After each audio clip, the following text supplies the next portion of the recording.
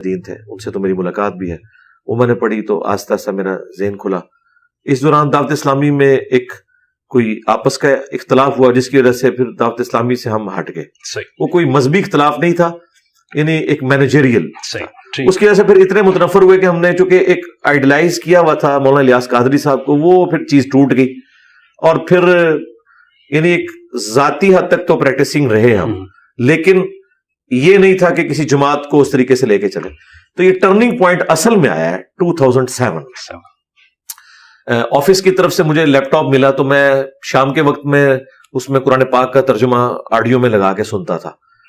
تو مجھے پہلی دفعہ آئیڈیا ہوا کہ قرآن پاک کو پری ڈیٹرمنٹ رزلٹس کے بغیر پڑھنا چاہیے. اسی دوران ڈاکٹر اسرار صاحب کا تعارف ہوا، اور پھر وہاں سے جب ڈاکٹر اسرار صاحب کو میں نے سننا شروع کیا تو مجھے اندازہ ہوا کہ ہمارے مکتب فکر میں توحید کے اعتبار سے کافی جو ہے وہ خامیاں موجود ہیں. اور اسی کی وجہ سے میں دیوبندیت کی طرف گیا، تبلیغی جماعت کی طرف سے، کیونکہ میرے دماغ میں تھا شاید ڈاکٹر اسرار صاحب دیوبندیت کو پروموٹ کرتے ہیں. وہ تو جب میری ان سے ملاقات ہوئی تو مجھے آئیڈیا ہوا کہ وہ تو دیوبند اور اہل حدیث کے درمیان میں تھے، اور اہل حدیث کو کمپیریٹیولی بہتر سمجھتے تھے. اس اعتبار سے نماز وہ رفع الیدین سے پڑھتے تھے اور کبھی کبھار چھوڑ بھی دیتے تھے، لیکن بہرحال اس کو بہتر سمجھتے تھے جو انہوں نے مجھے بتایا. 2008 کے اندر پھر میں نے باقی احادیث کی کتابیں پڑھی. اسی دوران 2007 میں نے حج کر لیا تھا. 2007 میں رائے اجتماع میں بھی گیا، اور جب میں واپس آیا فروری 2008 میں تو پھر چونکہ میں سعودیہ کا بھی پورا ماحول دیکھ چکا تھا، پھر مجھے آئیڈیا ہوا کہ ہمیں تحقیق کے اعتبار سے سٹاپ نہیں لگانا چاہیے. پھر میں اہل حدیث کے تھوڑا قریب ہوا. شیخ زبیلی زئی صاحب سے میری ملاقات ہوئی 28 مئی یوم تکبیر 2008 کو، ایگزیکٹ 10 ایئرز کے بعد. 1998 میں ہوئے تھے، یہ 2008. اور پھر اہل حدیث میں مجھے کچھ ریزرویشنز تھیں. وہ شیخ زبیلی زئی صاحب رحمہ اللہ تو ان چیزوں کو ایکسپٹ کرتے تھے کہ یہ خامی ہے. دعوت و تبلیغ کا کام میں نے 2009 کے سٹارٹ میں کیا. تبلیغی جماعت میں نہیں، تبلیغی جماعت میں نہیں، اپنے پلیٹ فارم سے گھر میں ایک دوست احباب جو قریبی تھے ان کو درس دینا شروع کیا. اس دوران یعنی میں تو کنکلوڈ کر بیٹھا تھا کہ میں نے بغیر کسی لیول کے اہل حدیث مکتب فکر کو آگے لے کے چلنا ہے. لیکن مجھے تھوڑے ہی عرصے میں اندازہ ہوا کہ اہل حدیث میں بھی ٹالرنس بالکل نہیں ہے. وہ اپنے مسلک کی خرابی بھی ماننے کے لیے تیار نہیں ہے. اور یہ میں اللہ کا شکر ادا کروں گا کہ جب سے میری ویڈیو ریکارڈنگ شروع ہوئی ہے نا، اس وقت تک میں فرقہ واریت کو 3 طلاقیں دیکھ چکا تھا. اس دوران میں نے اہل تشیع کو ایز اے مکتب فکر سٹڈی کیا، ان کے علماء سے مل کے، ان کی کتابیں پڑھ کے، اس کا بھی مجھے بہت فائدہ ہوا. لیکن اس طریقے سے جوائن کرنا وہ نہیں تھا. جوائن میرا آخری فرقہ جو ہے وہ اہل حدیث ہی تھا. اور اس کے بعد مجھے پتا چل گیا کہ یہاں پہ بھی خرابی ہے. اور جب ریکارڈنگ شروع کیا میں فرقہ واریت کو چھوڑ بیٹھا تھا. اس لیے مجھے کوئی پرانی ویڈیو اس اعتبار سے نہیں دکھا سکتا کہ آپ فلاں فرقے کی طرف بلاتے تھے. اللہ کا شکر ہے. یہ تو ہو سکتا ہے کسی معاملے میں مجھے شرح صدر ہوا اور میں نے کسی بات میں کوئی لینیٹ ویو بعد میں لیا، وہ ہو سکتا ہے. وہ میری ویڈیو بھی ہے انجینئر محمد علی مرزا کے 10 رجوع.